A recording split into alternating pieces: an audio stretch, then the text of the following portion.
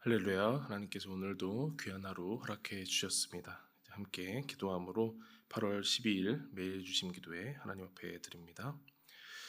살아계신 아버지 하나님, 진실로 살아계셔서 우리와 함께하여 주시고 매일 호흡을 더하여 주시고 또한 아침에 저희를 깨워주시어 주님전에 나오게 하시니 감사합니다. 말씀과 기도 없이는 하나님께 가까이 나아갈 수 없다는 그 사실을 매일 깨닫습니다.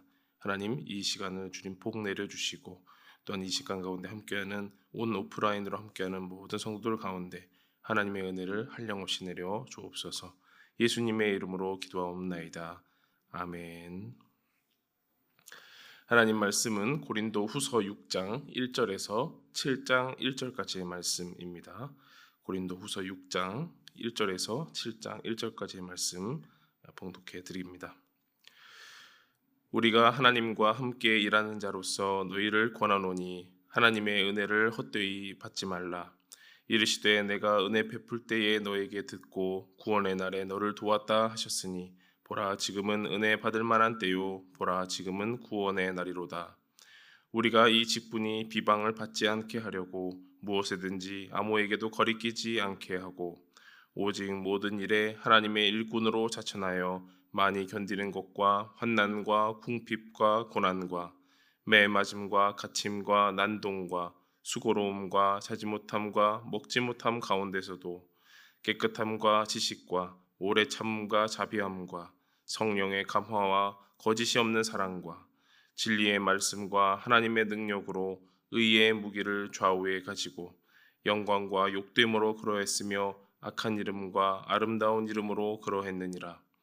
우리는 속이는 자 같으나 참되고 무명한 자 같으나 유명한 자요 죽은 자 같으나 보라 우리가 살아있고 징계를 받는 자 같으나 죽임을 당하지 아니하고 근심하는 자 같으나 항상 기뻐하고 가난한 자 같으나 많은 사람을 부유하게 하고 아무것도 없는 자 같으나 모든 것을 가진 자로다. 고린도인들이여 너희를 향하여 우리의 입이 열리고 우리의 마음이 넓어졌으니 너희가 우리 안에서 좁아진 것이 아니라 오직 너희 심정에서 좁아진 것이니라. 내가 자녀에게 말하듯 하노니 보답하는 것으로 너희도 마음을 넓히라. 너희는 믿지 않는 자와 멍에를 함께 매지 말라. 의와 불법이 어찌 함께하며 빛과 어둠이 어찌 사귀며 그리스도와 벨리알이 어찌 조화되며 믿는 자와 믿지 않는 자가 어찌 상관하며 하나님의 성전과 우상이 어찌 일치가 되리요. 우리는 살아계신 하나님의 성전이라. 이와 같이 하나님께서 이르시되 내가 그들 가운데 거하며 두루 행하여 나는 그들의 하나님이 되고 그들은 나의 백성이 되리라.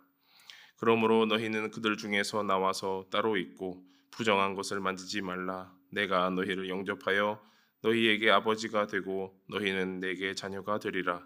전능하신 주의 말씀이니라 하셨느니라. 그런즉 사랑하는 자들아 이 약속을 가진 우리는 하나님을 두려워하는 가운데서 거룩함을 온전히 이루어 육과 영의 온갖 더러운 것에서 자신을 깨끗하게 하자. 아멘. 네, 고린도후서 6장의 말씀 7장 1절까지 읽었습니다. 어제까지는 그리스도의 사랑의 그 강권하심으로 말미암아 우리는 하나님과의 화목을 이루었고 이제 세상 가운데서 세상을 화목하게 하는 직분을 받았다라고 바울은 고백합니다. 이것은 바울이 계속해서 그렇게 하겠다라는 것을 넘어서서 고린도 교회에게 이미 전하고 그들에게 가르쳤던 바울의 사역을 다시 한번 회상하는 것이라 보면 되겠습니다. 오늘은 그 과정 가운데서 하나님의 은혜로서 바울이 하나님의 일꾼 되었음을 소개하는 장면입니다. 하나님의 은혜를 입은 일꾼의 고난과 또 능력과 사명에 대해서 언급하고 있는데요. 세 가지로 한번 알아보겠습니다. 먼저 하나님의 일꾼은 하나님의 은혜로서 세움받는다고 먼저 고백합니다. 고린도후서 6장 1절 2절 말씀 제가 읽어드립니다. 우리가 하나님과 함께 일하는 자로서 너희를 권하노니 하나님의 은혜를 헛되이 받지 말라. 이르시되 내가 은혜 베풀 때에 너에게 듣고 구원의 날에 너를 도왔다 하셨으니 보라 지금은 은혜 받을 만한 때요 보라 지금은 구원의 날이로다. 네, 특히 이제 6장 2절 말씀은 저도 살아오면서 부흥회 때 사경회 때 참 많이 들었던 말씀이에요. 강사님이 지금 은혜 받을 만한 때니까 구원의 때니까 기도하십시오라고 하면서 많이 인용을 이렇게 들었던 그런 구절입니다. 이 은혜라는 단어가 많이 나오는데요. 하나님의 일꾼은 스스로 자랑하는 사람이 아니라 하나님의 은혜를 덧입는 사람이다라는 겁니다. 이제까지의 본문에 의하면 하나님의 일꾼은 하늘로부터 오는 처소를 덧입는 사람, 그래서 새로운 피조물로 거듭난 사람이라고 정리할 수도 있겠죠. 그래서 바울은 또 어떻게 설명할까 하다가 가장 좋은 예화로서 자신이 겪은 그 삶과 그 경험을 빗대어서 하나님의 일꾼의 고난의 목록을 열고 합니다. 이어지는 3절 5절 말씀인데요. 우리가 이 직분이 비방을 받지 않게 하려고 무엇에든지 아무에게도 거리끼지 않게 하고 오직 모든 일에 하나님의 일꾼으로 자천하여 많이 견디는 것과 환난과 궁핍과 고난과 매맞음과 갇힘과 난동과 수고로움과 자지 못함과 먹지 못함 가운데서도 이 하나님의 일꾼이라는 직분을 이행하면서 그것이 누군가에게 비방이나 욕먹음과 하찮음을 당하지 않도록 열심을 다했다라는 말이죠. 모든 일에 하나님의 일꾼으로 자천하여서 열심을 다했는데도 안타깝게 그 열심을 다 할 때에 고난이 따라왔다는 겁니다. 많이 얻어맞고 굶고 갇히고 잠도 못 자고 먹지도 못하는 참으로 인간 이하의 그런 삶을 겪으면서 또한 그런 대접을 받는 것이 하나님의 일꾼으로서의 고난이었다라고 바울은 말합니다. 그런데 이 하나님의 일꾼이 아무런 힘이 없어서 그럴까요? 하나님의 능력이 없어서 그럴까요? 절대 그렇지 않습니다. 능력이 없어서가 아니고 또 하나님이 그 일꾼을 버리셔서도 아니고 하나님의 일꾼에게는 능력이 있음을 그 다음 절에 말을 해주고 있습니다. 6절 8절 말씀인데요. 깨끗함과 지식과 오래 참음과 자비함과 성령의 감화와 거짓이 없는 사랑과 진리의 말씀과 하나님의 능력으로 의의 무기를 좌우에 가지고 영광과 욕됨으로 그러했으며 악한 이름과 아름다운 이름으로 그러했느니라. 까지 8절 중간까지 읽었습니다. 하나님의 일꾼의 능력은 이렇게 나타나는 겁니다. 깨끗하고 거짓이 없는 마음, 지식과 사랑, 하나님이 주신 진리와 말씀의 무기를 가지고 하나님의 영광을 위하여 고난을 온전히 받아들이는 능력입니다. 네, 이제 로봇으로 변신하고 손에서 불이 나가고 말씀을 선포하면은 하나님의 막 분노가 나가고 그런 그런 능력이 아니라요. 고난을 받아들이는 능력이라는 겁니다. 네. 하나님의 일꾼이 겪는 모든 고난을 한 번에 이길 수 있는 세상을 뒤집어 버리고 세상을 통치해 버리는 그런 능력이 아니라 그저 견디고 참고 인내하고 겸손할 수 있는 하나님의 일꾼의 능력을 고백하는 것입니다. 바울이 그렇게 살았습니다. 하나님의 복음을 전했지만 그 복음으로 말미암아 상대방을 무시하지 않고 멸시하지 않고 나의 지식, 나의 믿음을 더 우세하다 여기지 않았습니다. 그러니 매를 주면 매를 받고 욕을 하면 욕을 먹는 것이 바울의 능력이었다. 일꾼의 능력이다라고 고백하는 것입니다. 그런데 그렇게 살면 모든 것이 다 끝날 것만 같고 결국엔 내 것이 하나도 없을 것 같은 그런 불안감이 있습니다. 하나님께서 나를 버리셨다는 믿음도 들 것입니다. 실제로 보기에 정말 아무것도 남는 것이 없고 조그마한 자랑도 못할 것이라 여겨지지만 바울은 그렇게 말하지 않습니다. 바로 하나님의 일꾼의 역설적인 열매를 설명합니다. 8절 후반절에서 10절까지 읽어보겠습니다. 우리는 속이는 자 같으나 참되고 무명한 자 같으나 유명한 자요 죽은 자 같으나 보라 우리가 살아있고 징계를 받는 자 같으나 죽임을 당하지 아니하고 근심하는 자 같으나 항상 기뻐하고 가난한 자 같으나 많은 사람을 부유하게 하고 아무것도 없는 자 같으나 모든 것을 가진 자로다. 역설적인 열매라고 말씀드렸습니다. 많이 얻어맞고 굶고 욕먹은 바울은 보기에는 가진 것 없고 유명하지 않고 힘도 없고 부유하지 않아서 실패한 사역 같습니다. 마치 십자가 위에 예수님처럼 말입니다. 하지만 하나님의 일꾼은 그런 고난과 능력으로 말미암아 모든 것을 가진다라고 바울은 말합니다. 이렇게 역설적인 열매, 역설적인 삶을 살아갈 수 있는 이유가 무엇일까요? 하나님의 일꾼이 그러한 삶을 믿음으로 받아들일지라도 그것을 살아갈 수 있는 힘이 무엇일까라는 질문입니다. 제일 처음으로 돌아가야 됩니다. 1절에 나온 것처럼 하나님의 은혜를 헛되이 받지 않았기 때문입니다. 하나님의 은혜를 값싼 은혜로 여기지 않았다라는 겁니다. 바울이 귀하게 받은 하나님의 은혜는 죄악된 인간을 결코 죄악에 내버려 두지 않으시고 귀한 자식처럼 귀한 백성처럼 여기셔서 하나님께서 값없이 주신 생명을 주신 은혜입니다. 값 없다라고 했지만 사실은 값을 치르셨습니다. 죄 없이 십자가에서 죽으신 예수님으로 말미암아 하나님은 모든 값을 치르셨습니다. 이렇게 귀하고 귀한 하나님의 은혜를 값싸게 여겨서 정말 대단한 값이 아닌 것처럼 여기고 마치 나 자신의 유익을 위하여, 나의 주머니를 위하여, 나의 곳간을 위하여 빌고 애원했다면 설령 우리의 눈에 또 우리의 손에 우리의 주머니에 은혜의 산물들이 보이고 두둑할지라도 그것은 한낱 썩어질 것, 없어질 것, 우리를 더욱더 유혹할 것으로 전락하고 말 것입니다.